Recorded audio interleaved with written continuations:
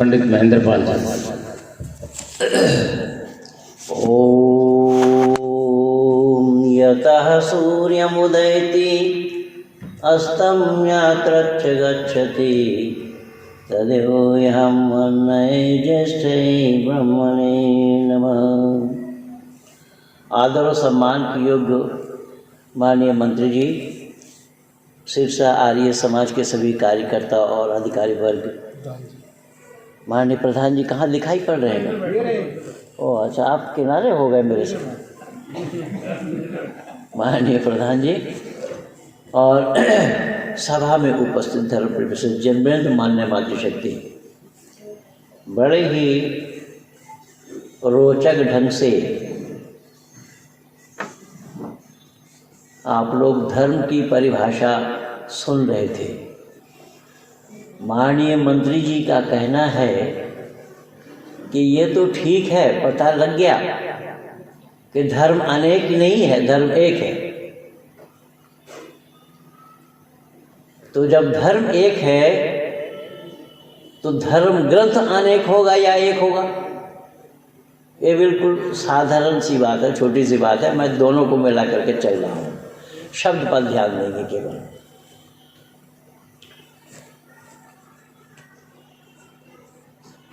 कि धर्म है किन के लिए, ये जानना होगा पहले। कि धर्म है मानव मात्र के लिए, पशु पक्षियों के लिए धर्म नहीं है। हमारे शास्त्रकारों ने कहा, आहार निद्रा भय मैथुनांच सामान्यमेता पशुभिः नराणाम् धर्म ही तेषाम् अधिको विशेषो धर्मेण हीना पशुभिः समानः। आहार, निद्रा, भय और मैथुन, ये चार चीज मानव मात्र के लिए है और पशुओं के लिए भी है। कैसा? हम आहार करते हैं, पशुओं को भी चारा डालना पड़ता है। निद्रा, हम जाते हैं, पशुओं को भी सोते हुए देखते हैं। भय इंसान को है, पशुओं को भी डर है। मैथुनी पावर, सेक्स पावर, संतान उत्पत्ति करने की क्षमता मानव में है और पशुओं में भी है। लेकिन केवल और केवल मानव मात्र में जुड़ा हुआ है या मानव मात्र के साथ जुड़ा हुआ है धर्म। ये पशुओं के लिए नहीं है। और शास्त्रकारों को इसीलिए कहना पड़ा कि धर्मेण हीना पशुभिः समानः, अर्थात जो धर्म से हीन होता है, धर्म को छोड़ देता है, धर्म से अलग हो जाता है, वो पशु के समान है। तो पशु क्या है कि पश्यति तथा पशु, पश्यति माने देखना, जो केवल देखता है, सोच विचार नहीं कर पाता, अपना पराया का ज्ञान जिसको नहीं है, जिसको माता पिता भाई बहन अपना पराया इसका ज्ञान नहीं है, वो है पशु। वो केवल देखता है, उसके पास सोच विचार नहीं है। लेकिन मानव के पास सोच विचार है। मानव के लिए इसीलिए धर्म जुड़ा हुआ है, मानव मात्र के साथ धर्म जुड़ा हुआ है। अब इसमें से कोई कहे कि हमारा धर्म है, तो वो एक का धर्म होना संभव नहीं होगा। यहां मानव मात्र के लिए बतलाया है। तो जो मानव उस धर्म को छोड़ देता है वो पशु के समान है। पर इसमें आज के राजनीतिज्ञों का कहना है कि धर्म को राजनीति में न मिलाओ। शायद आपके हरियाणा में नहीं होगा, क्योंकि हरियाणा में तो सारे धार्मिक लोग हैं। यहाँ अधर्म तो होता ही नहीं है।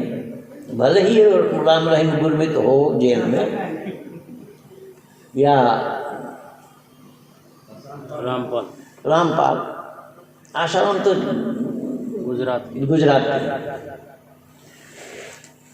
तो कहने का तात्पर्य ये है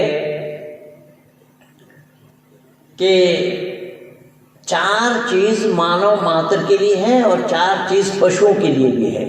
लेकिन मानव के साथ धर्म जुड़ा हुआ होने के कारण मानव को पता है कौन मेरी माँ है, कौन मेरे पिता है, कौन मेरे भाई है, कौन मेरी बहन है, कौन मेरे इष्ट हैं, कौन मेरे मित्र हैं, ये मानव को पता है, पशुओं को नहीं। तो यही कारण बना कि इसमें कोई मुसलमान ये कह सकता है, अपना माँ को साली कह सकता है, मान सकता है? ईसाई अरे मुंडी मत हिलाइए, जुबान हिला करके देखिए, ताकि मुझे भी पता लगे ना कि मैं लोकालय में बोल रहा हूँ। कहीं ऐसा ना हमें समझने दे कि मैं शमशान में बैठा हूँ। कोई मुसलमान ये कह सकता है कि माँ को मैं साली बताता हूँ? नहीं। ईसाई नहीं, बौद्धिस्ट नहीं, जैनी नहीं, सिख नहीं, तो फिर धर्म वाला कहाँ हुआ? समझ में आई बात? प्रधान जी, अगर मैं गलत हूं तो जरूर रोकिएगा मुझे। धर्म अलग हुआ कहाँ? अब फिर भी लोग कहे जा रहे हैं, बतलाए जा रहे हैं धर्म अलग है, और धर्म के साथ साथ धार्मिक पुस्तकों को भी अलग अलग बता दिया। क्यों? धर्म है तो धार्मिक पुस्तक भी होना जरूरी है, और धर्म के साथ धार्मिक पुस्तक भी बता दिया। लेकिन जब धर्म ही एक है तो धर्म पुस्तक अलग अलग क्यों और कैसे होगा? एक उदाहरण मैं और दे रहा हूं। जैसा हम जब हाईवे में चलते हैं तो सड़क के किनारे एक जगह बोर्ड लिखा हम देखते हैं, जिसमें लिखा है धर्म कांटा। देखा है आप लोगों ने? देखा है? धर्म कांटा लिखा है, लेकिन वहां ये नहीं लिखा हिंदू धर्म कांटा, वहां ये भी नहीं लिखा इस्लाम धर्म कांटा या ईसाई धर्म कांटा, जैन धर्म कांटा, बौद्ध धर्म कांटा लिखा है, कि केवल धर्म कांटा लिखा है। अब धर्म कांटा से तात्पर्य ये है कि वहां पर एक पल्ला रखा है, एक मीज़ान रखा है, एक मीटर रखा है, जिसमें टन 200 टन तक वजन करने की कैपेसिटी है। अब एक गाड़ी में 2 टन वजन है, कहीं आपने वजन किया उसको तो गाड़ी का वजन 2 टन बताया। कोई हिंदू ड्राइवर ले करके चला करके कांटा में चढ़ाया तो कांटा वजन कितना बतलाएगा? थोड़ा हिम्मत करके जोर से बोलिए, मैं आया हूँ कलकत्ता से, कलकत्ता दूर है, 2 टन बताएगा। कोई मुस्लिम ले जाएगा कितना बताएगा? कोई ईसाई ले जाएगा कितना बताएगा? जैनी बौद्धि कोई भी ले जाएगा कितना बताएगा? दैट इज धर्म। अर्थात जहां पर भेदभाव नहीं है। सोना को भी देखिए, सोना तौलने वाला वो भी धर्म कांटा ही लिखा हुआ है। चाहे आप 1 तोला आप रखिए तो आपको भी 1 तोला बताएगा, मैं रखूंगा तो भी, कोई भी रखे वो 1 तोला ही बताएगा। तो क्या यहाँ धर्म के साथ भेदभाव हुआ? हाँ जी, नहीं हुआ। तो धर्म के साथ जब भेदभाव नहीं हुआ, फिर धर्म अलग अलग क्यों और कैसे हो गया? धर्म अलग अलग होना संभव ही नहीं है। धर्म अलग हो तो ईश्वर पर दोष लगेगा, क्योंकि धर्म ईश्वर प्रदत्त होता है, मानव द्वारा चलाया हुआ धर्म नहीं है। मानव जो चलाता है उसका नाम मत होता है, पंथ होता है, रिलीजन होता है, धर्म नहीं। आप बोलेंगे रिलीजन माने धर्म, रिलीजन माने धर्म नहीं है, रिलीजन माने है संप्रदाय, धर्म नहीं है। धर्म शब्द अंग्रेजी में नहीं है, अंग्रेजी में अनेक शब्द नहीं है, जीजाजी शब्द भी नहीं है अंग्रेजी में। वो इसको ब्रदर इन लॉ कह रहा है, वो इसको ब्रदर इन लॉ कह रहा है, साला बहन दोनों एक दूसरे को ब्रदर इन लॉ कह रहे हैं। अब इसे पता नहीं लग पाएगा कि कौन किसका साला कौन किसका बहन है। अंग्रेजी में नहीं है। मैं बहुत आजमाया हूँ, France, Germany, Belgium, Denmark, Holland में, इंग्लैंड में, सब जगह मैं अपना करके देखा हूँ कि लोग निरुत्तर हैं, लोगों के पास जवाब ही नहीं है, लोग बोल ही नहीं सकते। तो कहने का तात्पर्य मेरा ये है कि धर्म ईश्वर प्रदत्त होता है, धर्म मानव मात्र के लिए इसीलिए बनाया। अगर परमात्मा केवल और केवल एक संप्रदाय के लिए बना दे धर्म, तो ईश्वर पर आरोप लगेगा, पक्षपात का दोष लगेगा। दूसरे लोग परमात्मा के तरफ उंगली उठाकर ये कहेंगे कि आपने इनके लिए धर्म बनाया, हमारे लिए नहीं बनाया। ठीक इसी प्रकार से धर्म जैसा एक है तो धार्मिक ग्रंथ भी मानव मात्र के लिए एक है। कुरान धार्मिक ग्रंथ नहीं है। और मेरी चुनौती है, जो मेरे साथ इंटरनेट पे जुड़े हैं उनको बहुत पता है, हमारे मास्टर साहब को भी पता है, प्रोफेसर साहब को। प्रोफेसर साहब मेरे साथ बहुत दिनों से जुड़े हुए हैं और मेरे पेज में जो जुड़े हैं उन सबको पता है, मैंने इस्लाम जगत को ये चुनौती दी हुई है कि कुरान को कोई कलामुल्लाह सिद्ध करे, ईश्वरीय ग्रंथ सिद्ध करे और इस्लाम को धर्म सिद्ध करे। आज तक जो सामने आया वो मुंह के बल गिरा। मैं किसी को खाता खोलने नहीं दिया, किसी के पास कोई जवाब नहीं है और ना होने का कारण क्या है वो मैं बता रहा हूँ। ना होने का कारण ये है कि जैसा धर्म ईश्वर प्रदत्त होता है वैसा ही धार्मिक ग्रंथ भी ईश्वर निर्मित होता है, ईश्वर प्रदत्त होता है। इसलिए सत्य सनातन वैदिक धर्म जब से है तब से धार्मिक ग्रंथ वेद है। इसलिए वेदों अखिल धर्म मूलम बताया है, अखिल विश्व के धर्म का मूल है क्या? वेद। तो जब से धर्म है तब से धार्मिक ग्रंथ है। अब इसी कसौटी में सबको उतार करके देखिए। जब से इस्लाम है तब से ग्रंथ नहीं है।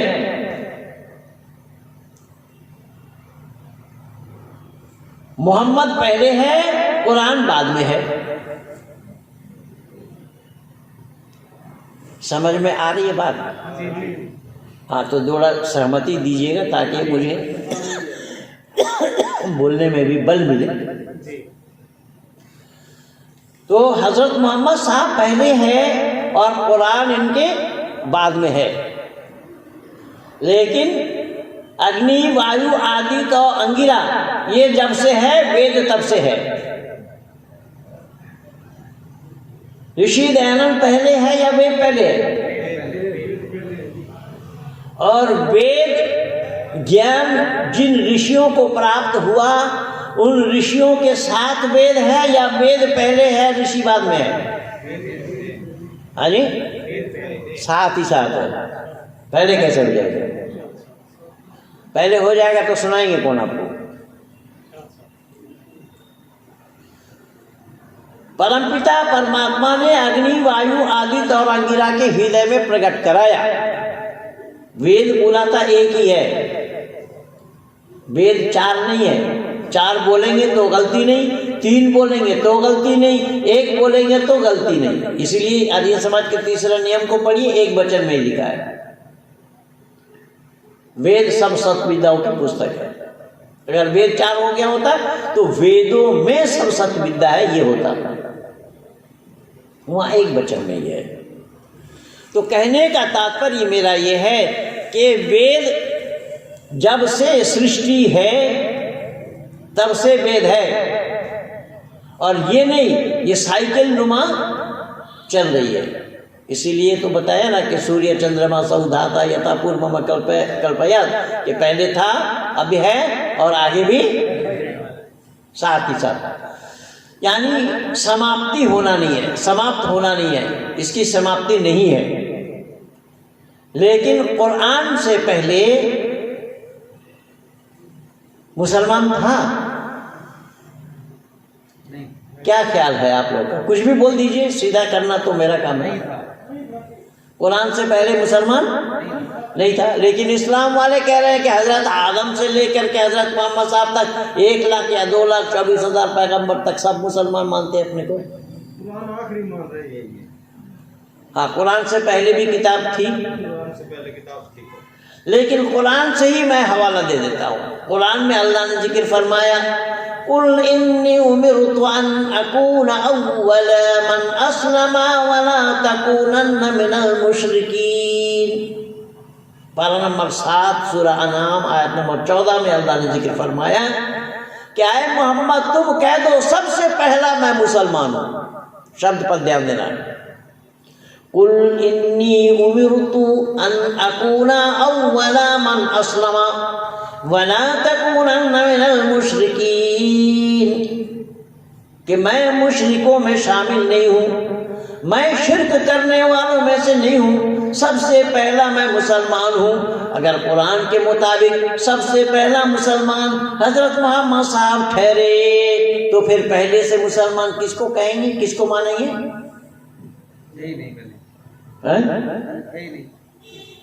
मैं नहीं कह रहा हूँ, कुरान कह रहा है। तो यही कारण बना कि ईश्वरीय ज्ञान वेद है। अब ईश्वरीय ज्ञान वेद क्यों और कैसे है कि वेद अपौरुषीय है, वेद अपौरुषीय है, वेद सतः प्रमाण है, प्रतः प्रमाण है। इसीलिए वेद आदि सृष्टि से है।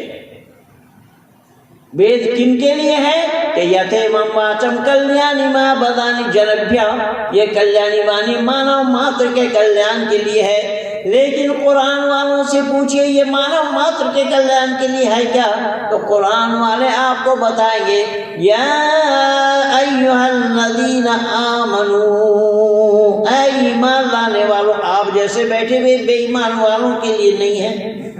पर माफ कीजिएगा, मैंने अपने तरफ से आप लोगों को बेईमान नहीं बोला। ये कुरान की भाषा में या अय्युहल्लज़ीना आमनू, ऐ ईमान लाने वालों। अब ईमान क्या है उसको जानना पड़ेगा।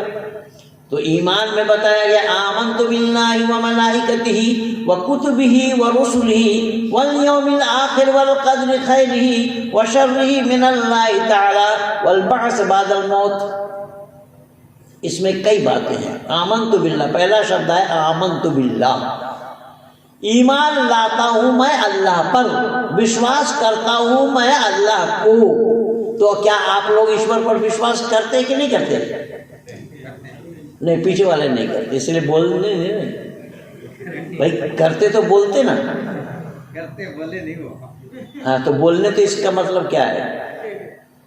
नहीं करते, करते तो करेंगे तो बोलेंगे ना, बोल नहीं रहे हैं तो कैसे जबरदस्ती कह रहे हैं आप करते?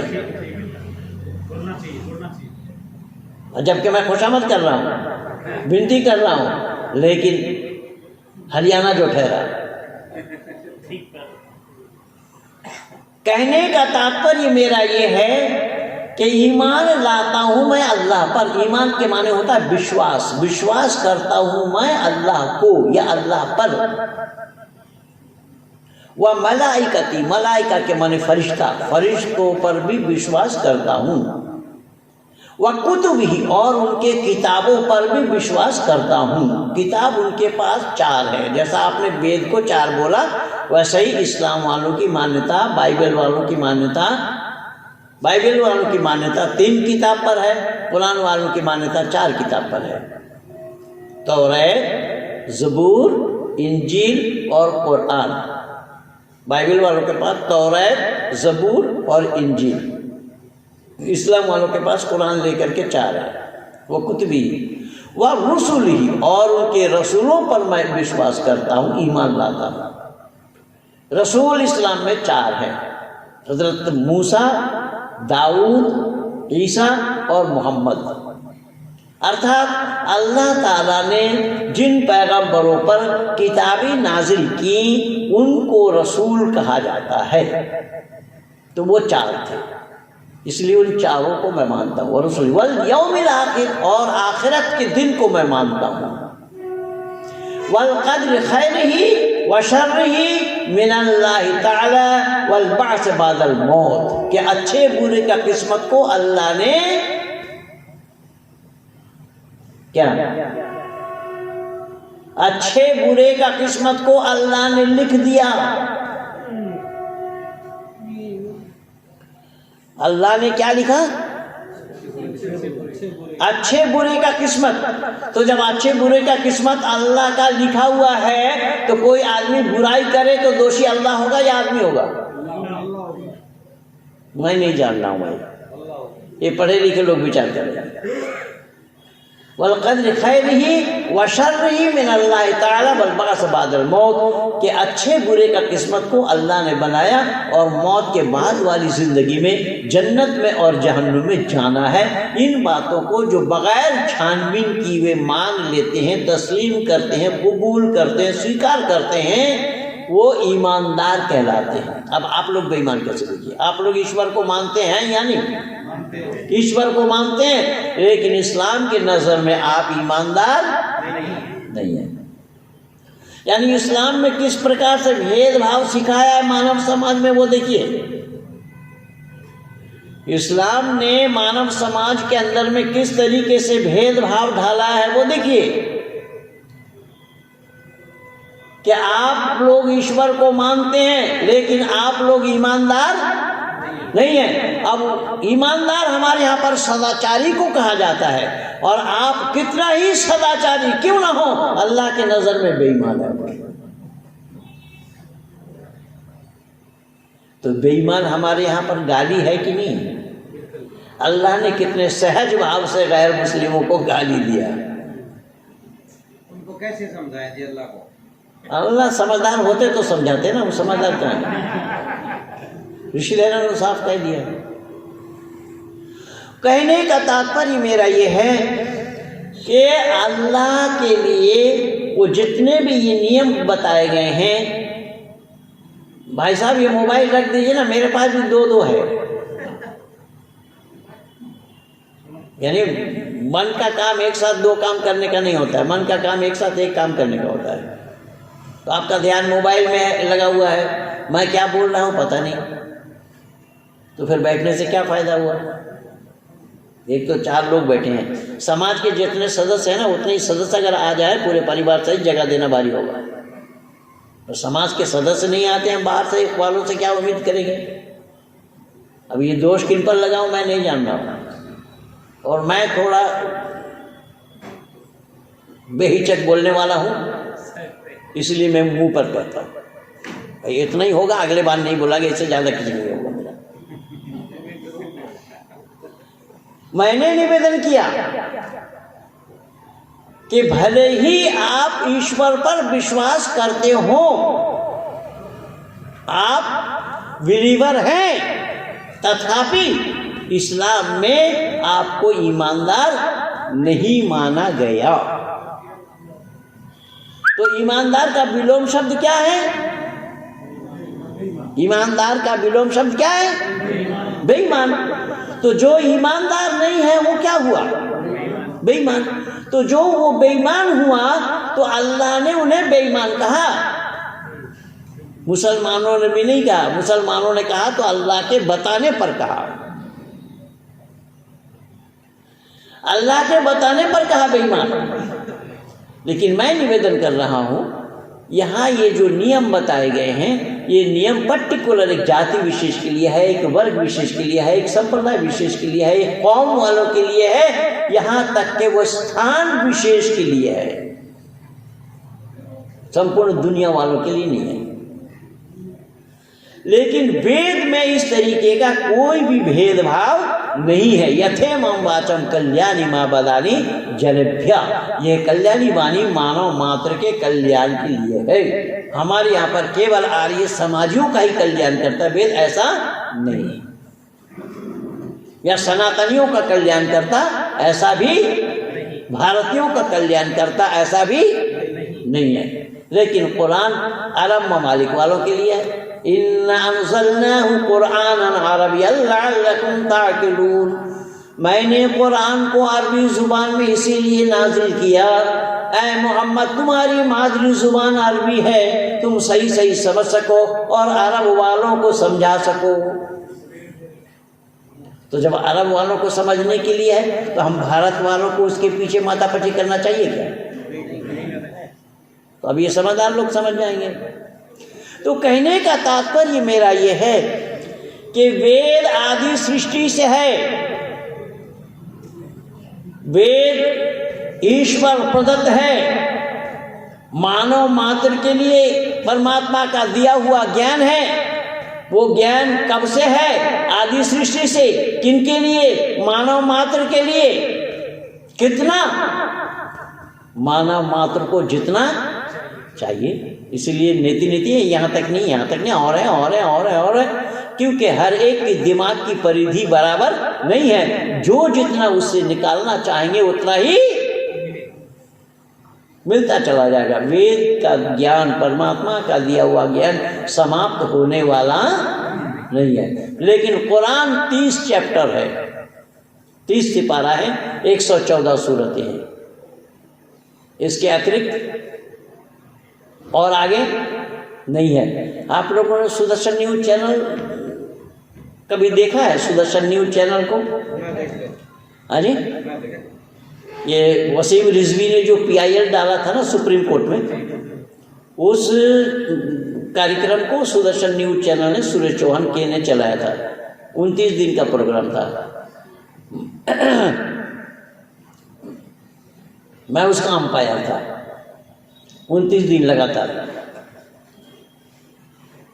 उसमें मौलाना कोकब नाम का एक माजा, और सुरेश जी ने सब इस्लाम जगत के आलिमों को बुलाया कि जवाब देने के लिए आओ। कोई आया नहीं, इक्का दुक्का जो आया वो मुंह के बल गिरा। मौलाना कोकब एक महाराष्ट्र से आए हुए थे। उन्होंने बोला कुरान में 6666 आयतों में एक भी तब्दील नहीं हो सकती। तो मैंने कहा आयत कितनी है? बोले 6666।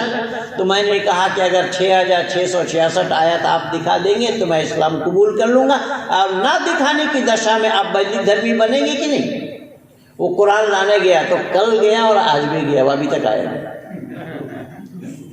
कुरान में 6236 आयतें हैं केवल, ये 6666 बताते हैं।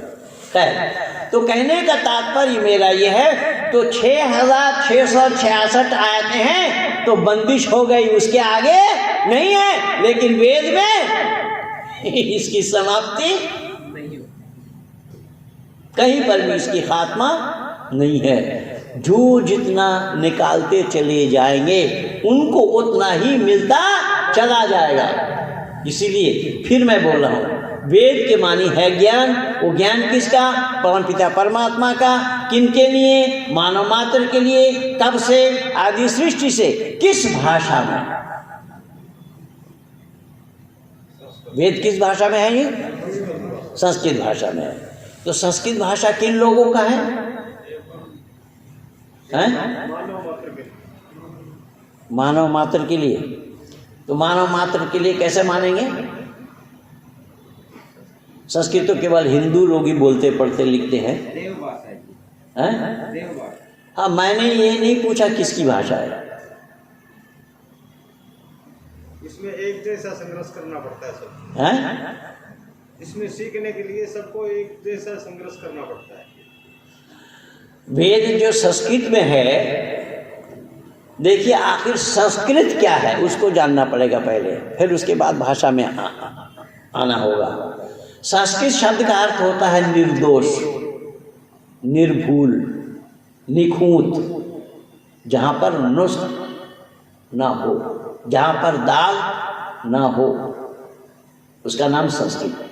और संस्कृत से ही संस्कार, संस्कार के माने परिमार्जित करना, धौत करना, परिष्कृत करना, साफ करना। जैसा उदाहरण के रूप में मैं आप लोगों में से किसी के घर में गया और छोटा बच्चा है जिस बच्चे के नाक से 2 मोमबत्ती निकल रहे हैं, तो लोग क्या कहेंगे? बोले ये परिवार संस्कृत नहीं है, संस्कारित नहीं है, ये कहेंगे ना। ये परिवार संस्कारित है नहीं, वो आया सब संस्कृत से ही, और इसी से ही बनता है संस्कार, इसी से बनती है संस्कृति। अब यहाँ देखिएगा कि वेद संस्कृत भाषा में है, और संस्कृत भाषा में स्वर है, स्वर। संस्कृत को छोड़ करके कहीं पर भी स्वर नहीं है। और परमात्मा की असीम अनुकंपा है कि 7 को मैंने बहुत नज़दीक से जाना, पढ़ा और लिखा, और 3 में मास्टर डिग्री है। तो संस्कृत को मैं जानता नहीं था। अगर मैं आप लोगों के आगोश में ना आता होता, मैं भी नहीं जानता था संस्कृत को। हिंदी ही नहीं जानते थे हम, तो संस्कृत तो दूर की बात है। मैं तो सब गुरुकुल इंद्रप्रस्थ में आकर के सीखा हूँ। संस्कृत भाषा जो है, संस्कृत भाषा परिमार्जित भाषा है, मानव मात्र का भाषा है, क्योंकि संस्कृत में स्वर है। और ऋषि दयानंद वर्ण उच्चारण शिक्षा में लिखते हैं स्वयं राजंता इति स्वरः, जो अपने आप में राजा है, जो किसी का सहयोग नहीं लेता, किसी का सहयोग लिए बिना बोले, उसका नाम स्वर है, और जो स्वर के सहयोग से बोले उसका नाम व्यंजन है। तो यहाँ ऋषि दयानंद लिखते हैं कि स्वयं राजंता इति स्वरः, कि अपने आप में राजा है, वो किसी का सहयोग नहीं लेता। जैसा अ आ इ ई उ ऊ ये सब स्वर है, जो 12 खड़ी हम बोलते हैं, जिसको 12 खड़ी जिसको बोलते हैं वो स्वर है। अब इसको ढूंढिए, किसी भी अंग्रेजी को आज इंटरनेशनल लैंग्वेज मान रहे लोग, अंग्रेजी में ढूंढिए आ, अंग्रेजी में आ है। जिम्मेदारी के साथ मैं पूछ रहा हूं, आप लोग भी जिम्मेदारी के साथ बोलिए, उत्तर दीजिए।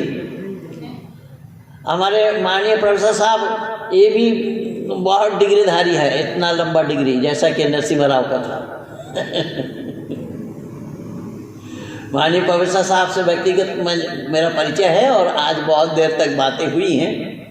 तो मैं निवेदन कर रहा हूँ कि संस्कृत का जो स्वर है वो एक संस्कृत को छोड़ करके कहीं नहीं है। तो बोले अंग्रेजी में आ नहीं है, डबल आ बोलेगा, डबल आ से आ उच्चारण होगा, डबल ए से आ उच्चारण होगा। कोई डबल ए तो हमारा भी है, हमारा ए नहीं है, ए भी है, आई भी है, और हमारा आ है और आ भी है। हाँ, आ उ सब डबल है। एक संस्कृत को छोड़ करके कहीं नहीं है। अंग्रेजी को लोग इंटरनेशनल लैंग्वेज मानते हैं। अब जरा देखिएगा विचार करके कि सही अर्थों में अंग्रेजी को भले ही लोग इसको इंटरनेशनल लैंग्वेज माने, लेकिन मैं लैंग्वेज नहीं कहता हूं इसको। आप राम लिखिए, अंग्रेजी में राम लिखिए, कौन कौन सा अक्षर लिखेंगे आप? आर ए एम नहीं लिखा जाएगा, RAMA लिखना पड़ेगा। तो राम होगा या रामा होगा? तो राम में और रामा में अंतर क्या है? अच्छा, उसमें पहचान नहीं आएगा। यद्यपि आप कृष्ण को लिखिए, कृष्ण लिखिए, कौन कौन सा लेटर लिखेंगे? SHNA, कृष्णा। कृष्ण और कृष्णा में क्या भेद है? कृष्ण और कृष्णा में अंतर क्या है, फर्क क्या है? स्त्रीलिंग पुल्लिंग का अंतर है। अब एक पुरुष को स्त्री बना देंगे तो पढ़े लिखे लोगों का काम होगा क्या? हाँ जी, कृष्ण नहीं लिख पाएंगे। योग को देखिए, योगा लिखना पड़ेगा। सब जगह इसी तरीके से है। तो मैं निवेदन कर रहा हूँ कि सही अर्थों में कि संस्कृत परमपिता परमात्मा का दिया हुआ भाषा है। मैं जब हॉलैंड में था तो वहाँ पर सभी रेडियो स्टेशन से मेरा प्रोग्राम हुआ, सब शहरों में प्रायः। तो एक मौलाना ने सवाल किया उसी रेडियो स्टेशन में कि साहब आप तो झगड़ा लगाने के लिए आए हैं इंडिया से। मैंने कहा क्यों?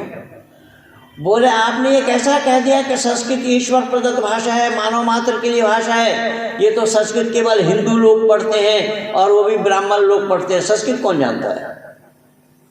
मैंने कहा आपको आभास नहीं है इसका। बोले कैसा?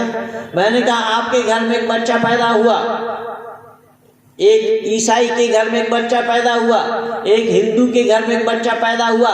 तीनों बच्चे की पैदा होने के बाद रोने, हंसने, चिल्लाने, पुकारने की आवाज एक है या अलग है? क्या ख्याल है आप लोगों का? कोई मुस्लिम परिवार में बच्चा जन्म लेकर के अल्लाह अल्लाह रोता है, मोहम्मद मोहम्मद चिल्लाता है, कुरान कुरान पुकारता है। कोई ईसाई परिवार में जन्म लेकर के बच्चा गॉड गॉड चिल्लाता है, ईसा ईसा बोलता है, मरियम मरियम कहता है। हिंदू परिवार में कोई जय श्री राम बोलता है, जय जानकी बोलता है। और जय श्री राम कह करके भी हिंदू राजी नहीं, ये और कुछ बोलते हैं, बहुत कुछ बोलते हैं, और कुछ नहीं बहुत कुछ बोलते हैं। कोई जय श्री कृष्ण बोलते हैं, मथुरा वाले जब सब जय श्री कृष्ण बोलेंगे। अब राधे राधे भी बोलते हैं। अब राधे या खाए वो तो अलग बात, रांधना हमारे यहाँ पकाने को कहा जाता है बांग्ला भाषा में। जो रांधना वैसा संस्कृत में भी है, रांधने का बात। हाँ बोलते हैं बागड़ी में तुम्हारे, अरे बागड़ी में बोलते हैं, वो सब्जी बनाने। तो कहने का तात्पर्य मेरा ये है, अब देखिएगा कि सब बच्चे के रोने हंसने चिल्लाने पुकारने की आवाज एक है। तो मैंने कहा कि आपके घर में बच्चा पैदा हो करके अल्लाह अल्लाह क्यों नहीं रोया? वो हिंदू जो बोल रहा है आपके घर में भी वही बोल रहा है, तो आपका बच्चा कहीं हिंदू पैदा तो नहीं हुआ? तो बोले वो तो मुसलमान पैदा हुआ। मुसलमान तो तब होगा ना जब आप पैदा होने के बाद उसके दाहिने कान में अजान सुनाएंगे, बायां कान में तकबीर सुनाएंगे, फिर आगे चलकर खतना कराएंगे, तब वो मुसलमान बनेगा। तो मुसलमान दुनिया में बनाया गया या बन करके आया?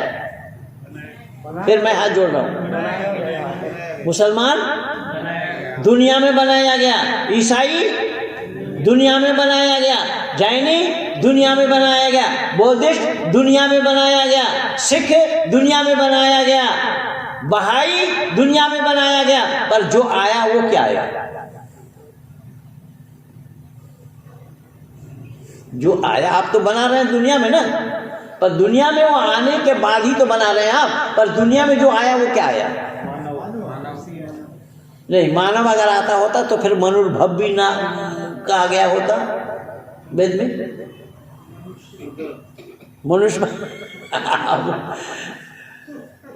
मनुष्य बनने की बात आई है वेद में, मानव बनो।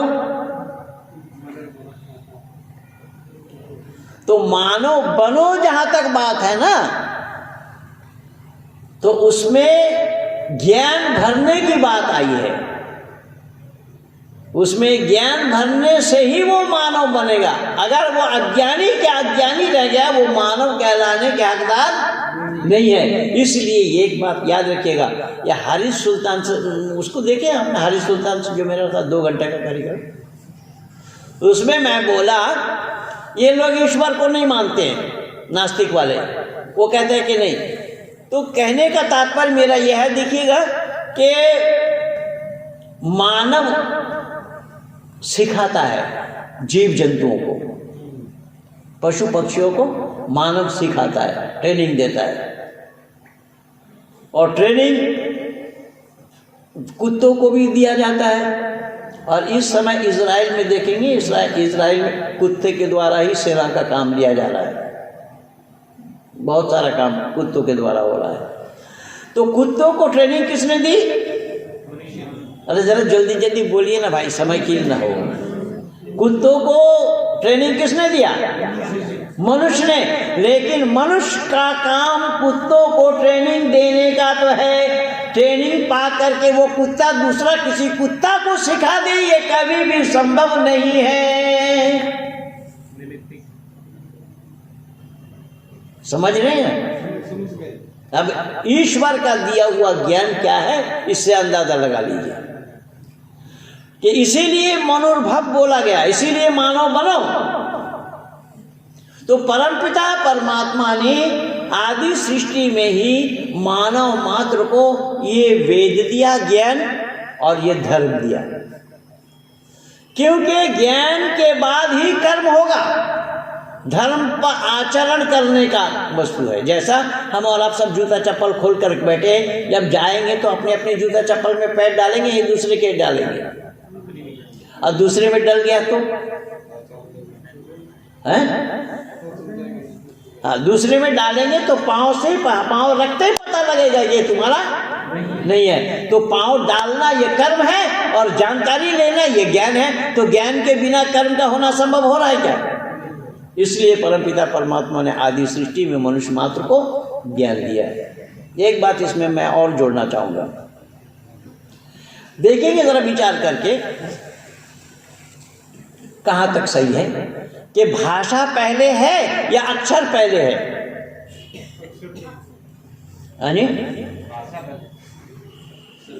आप लोग दोनों ही निर्णय नहीं ले पा रहे।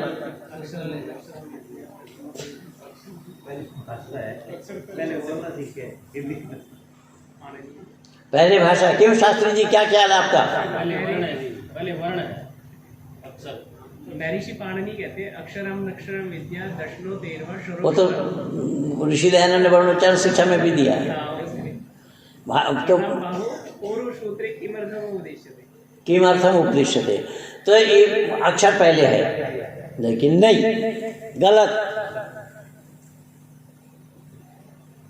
आपके घर में जब बच्चा पैदा हुआ, जब बच्चा साल 1.5 साल का हुआ, तो उसको पिताजी बोलो, माताजी बोलो, दादाजी बोलो, नाना जी बोलो, फूफा जी बोलो, मौसा जी बोलो, ये सिखाते हैं या आ उ ई सिखाते हैं? उससे पहले ध्वनि है, वो ध्वनि तो मैं बोल आया पहले, स्वयं राजंता इति स्वरा उसमें आ गया ना। बच्चा जब बोलने लगता है उसको भाषा सिखाई जाती है कि अक्षर सिखाया जाता है। इसीलिए चारों ऋषि आपस में जो वार्तालाप किए उसी का नाम भाषा है, उसी का नाम वेद है, उसी का ही नाम ज्ञान है। चारों ऋषि आपस में परमात्मा से प्राप्त किए हुए जो वेद हैं, वो आपस में जो वार्तालाप किया, आपस में जो बोले, उसी का ही नाम भाषा है, उसी का ही नाम ज्ञान। इसीलिए वेद का अर्थ होता है विद जाने, विद विचारे, विद सत्तायाम, विद लाभे, सब वेद के अर्थ होते हैं। तो वेद के मानी है ज्ञान, क्योंकि ज्ञान के बिना कर्म का किया जाना संभव नहीं है। तो धर्म आचरण करने का नाम है, धर्म पर आचरण करना है, मनुष्य को आचरण करना है। लेकिन आचरण करेगा तो तब जब वो जानेगा, जाने बगैर आचरण किस पर करेगा वो? जाने बगैर आचरण किया जाना संभव है? जैसे ये मोबाइल है, मोबाइल को हैंडल करने के लिए हमें इसका जानना पड़ेगा कि इसको कैसे हैंडल किया जाता है, जानना पड़ेगा या अंदाजा कर लेंगे? हाँ जी, जानना पड़ेगा। तो ठीक इसी तरीके से हम आचरण क्या करेंगे, उस आचरण को जानना पड़ेगा। आचरण को जाने बगैर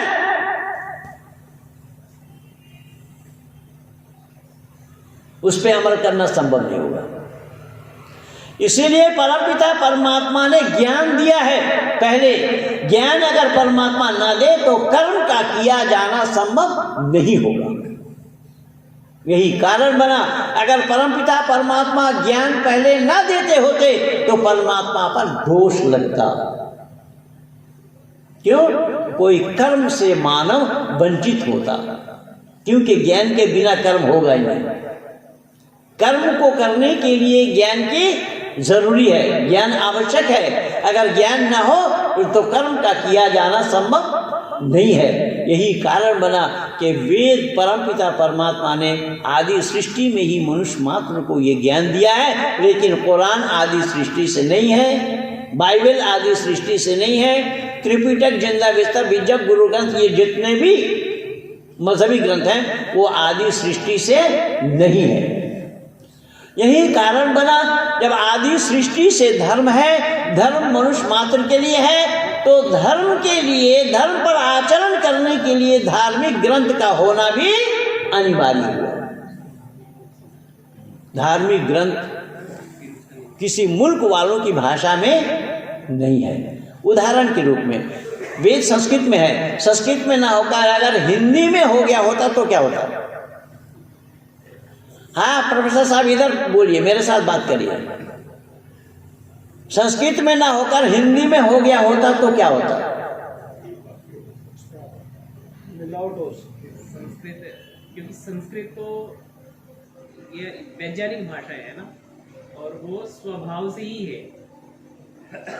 मैं ये थोड़ा ही पूछा हूँ, जो मेरा सवाल है उसका जवाब दीजिए ना भाई, आप प्रोफेसर आदमी हैं। हाँ जी, क्या होती? मैं कह रहा हूं कि संस्कृत में ना होकर हिंदी में होता ईश्वरीय ज्ञान वेद तो क्या होता? हाँ जी, कैसे? नहीं, हिंदू के लिए नहीं होगा, संस्कृत भाषा तो मानव माता के लिए है, वो तो पहले ही बोल दिया। पक्षपात ये होता, सही में पक्षपात होता, परमात्मा पर पक्षपात का दोष लगता। नेपाल वाले उंगली उठाते, हमारे नेपाली भाषा में क्यों नहीं दिया? अगर परमात्मा का दिया हुआ ज्ञान हिंदी में हो जाता तो नेपाल के लोग या किसी और मुल्क वाले, चीन के लोग उंगली उठाते कि चीनी भाषा में परमात्मा ने हमें ज्ञान क्यों नहीं दिया।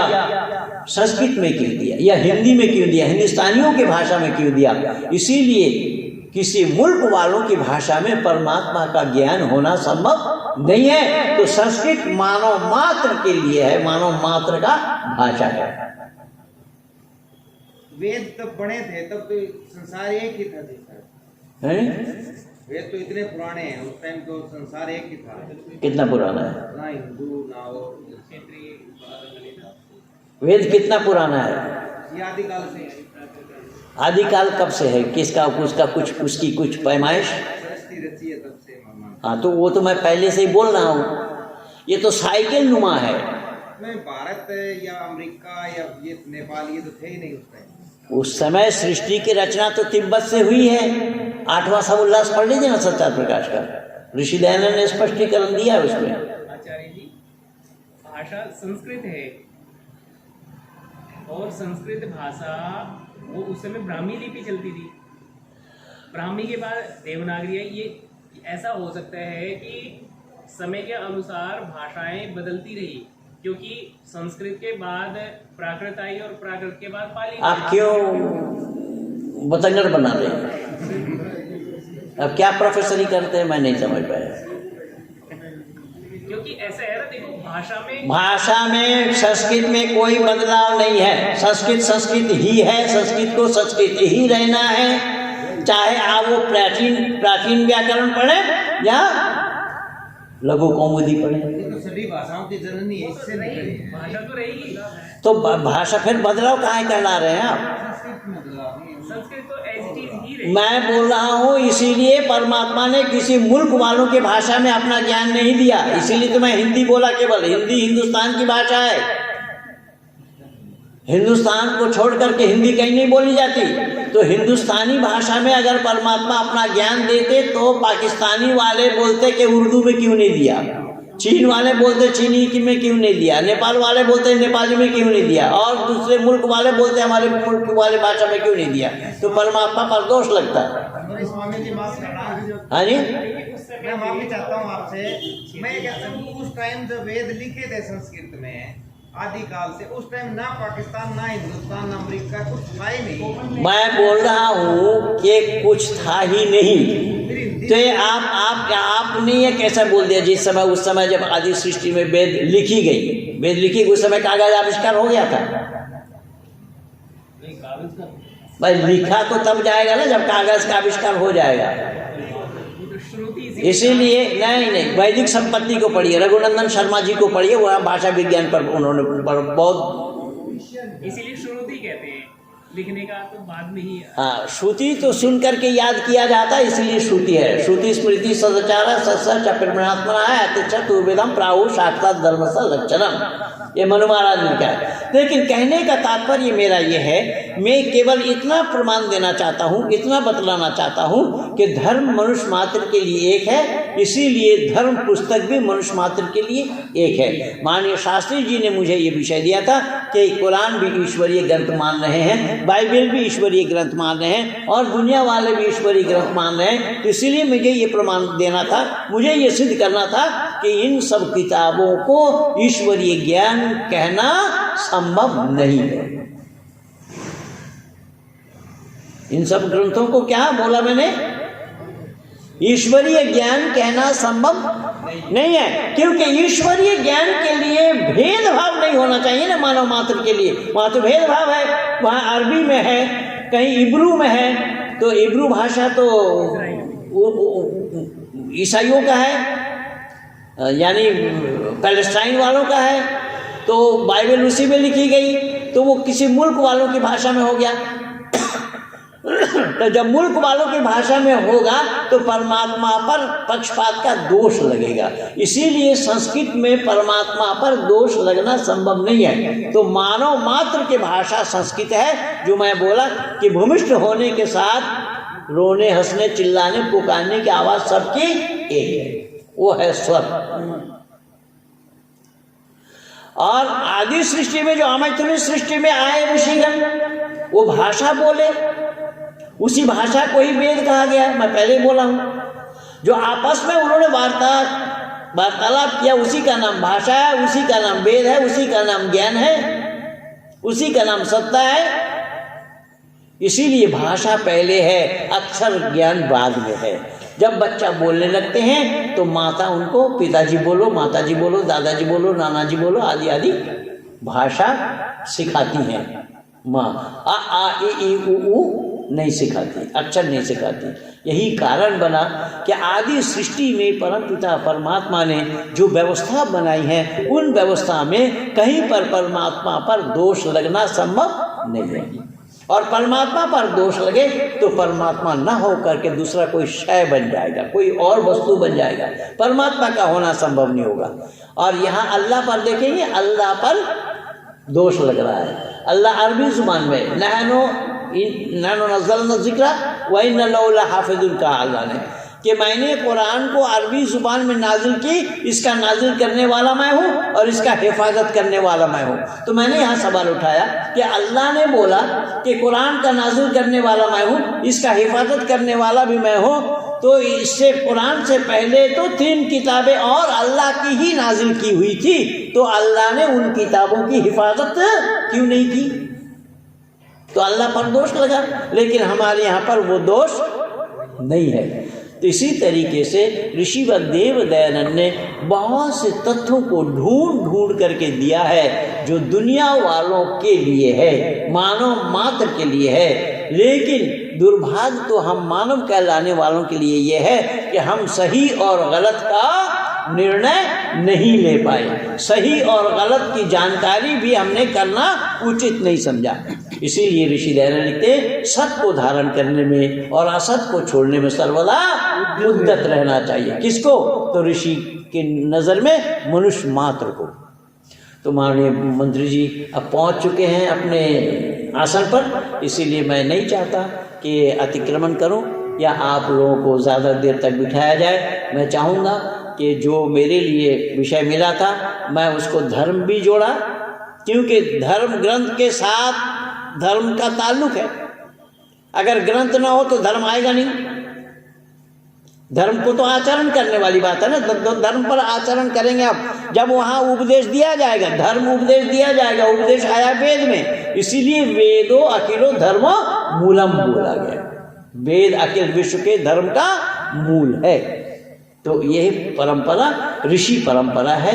हम सबको अपनी बातों को जाननी चाहिए, औरों को भी जानकारी देनी चाहिए। इन्हीं शब्दों के साथ मैं अपने वाणी को यहीं पर विराम दे रहा हूँ। आप सब लोगों को बहुत बहुत धन्यवाद।